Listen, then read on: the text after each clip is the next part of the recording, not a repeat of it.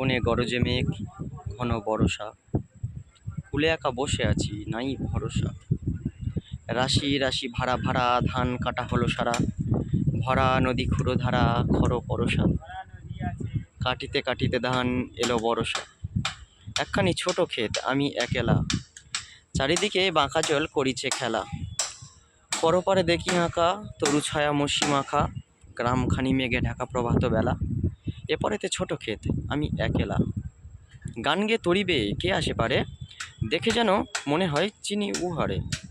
ভরা পালে চলে যায়, কোনো দিকে নাই চায়। ঢেউগুলি নিরুপায় ভাঙে দুধারে। ওগো তুমি কোথা যাও?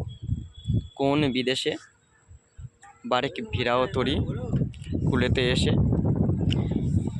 যেও যেথা যেতে চাও, যারে খুশি তারে দাও, শুধু তুমি নিয়ে যাও খনি ঘেঁষে আমার সোনার ধান কূলেতে এসে। আর আছে আর নাই তরণী পরে, এতকাল নদী তীরে জাহালো এছি নুপুরে, সকলই দিলাম ভুলে থরে বিথরে। এখন আমার লহ করুণা করে, ঠাঁই নাই ছোট সেতরি, আমার এই সোনার ধানে গিয়াছে ভরি।